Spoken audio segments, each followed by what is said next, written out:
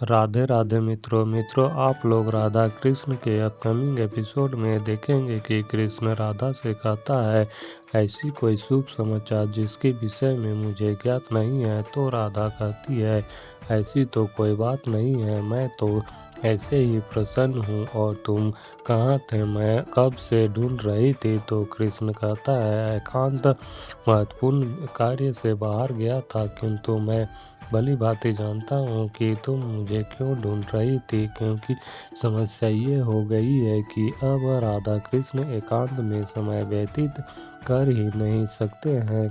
अब सखियों को हमारा सत्य स्वरूप नारायण लक्ष्मी का देख लिया है, तो अब सखियाँ हमें एकांत देंगी ही नहीं। इस विषय के लिए ढूंढ रही थी ना कि मैं इस समस्या का हल निकाल लूँ, तो मैं इसका हल ढूंढ लिया हूँ। हम सब सखियों को एकत्रित करते हैं और मैं चुटकी बजाकर सभी सखियों का स्मरण भुला दूंगा, जिससे उन्हें हमारा वास्तविक स्वरूप याद ही नहीं रहेगा। तो राधा सोचने लगती है कि यशोदा मैया को क्या पता कि सखियों ने उन्हें इतना प्रेम और सम्मान किस लिए दे रहे हैं, क्योंकि वो मेरे और कृष्ण के लक्ष्मी नारायण स्वरूप को जानती हैं। किंतु यदि कृष्ण ने उनकी स्मृतियाँ भुला दी तो यशोदा मैया के बहू बनने का मेरा स्वप्न में संकट आ सकता है। तो कृष्ण कहता है ऐसे मौन क्यों बैठे हो। तो राधा कहती है मैंने ऐसा कहा है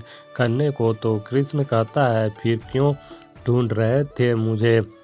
तो राधा कहती है कोई आवश्यकता पड़ने पर ही ढूंढती है, वो तो मुझे तेरा स्मरण हो रहा था, इसलिए अब मैं तुम्हें देख लिया हूँ तो मेरा मन शांत हो गया है। और सखियों की चिंता तुम मत करो।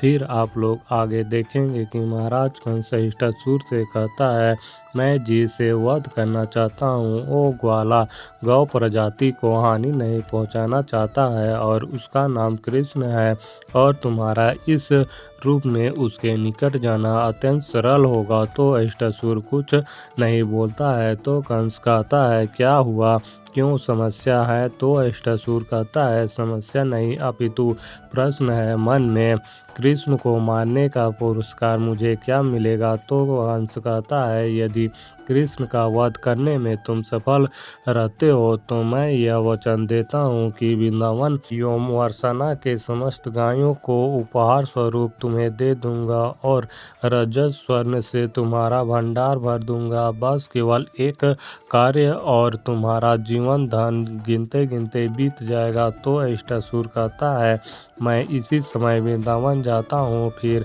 आप लोग आगे देखेंगे कि बलराम कृष्ण से कहता है कि राधा ने मुझसे कहा कि तुमसे कोई आवश्यक कार्य है और अब तुमसे कह रही है कि बस ऐसे ही खोज रही थी। तो कृष्ण कहता है मैं क्या कह सकता हूँ, हो सकता है राधा को आवश्यक बदल गया हो। तो बलराम कहता है मुझे तो ये समझ में ही नहीं आ रहा है कि राधा का वास्तविक आशय क्या था और अब कैसे परिवर्तन हो गया। तो कृष्ण कहता है अब ये राधा क्या सोच रही है वो केवल राधा ही जानती है। फिर आप लोग आगे देखेंगे कि राधा सखियों के पास आती है तो ललिता कहती है कुछ आपको चाहिए तो हमें बताइए।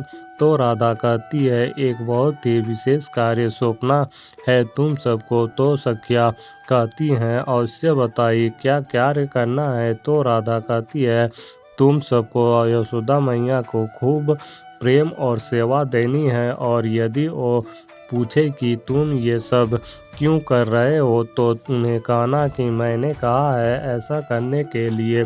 तो ललिता कहती है आप चिंता ना करें। फिर आप लोग आगे देखेंगे कि हिष्टासुर वृंदावन आ जाता है और कहता है मुझे विश्वास है कि ये तुम्हारी प्रिय गायें ही मुझे तुम तक पहुंचाएगी, तुम इससे मिलने तो अवश्य आओगे ही। तभी वहाँ कृष्ण आता है। तो हिष्टासुर कहता है अब समय आ गया है तुमसे मिलने का, और हिष्टासुर बैल का स्वरूप ले लेता है।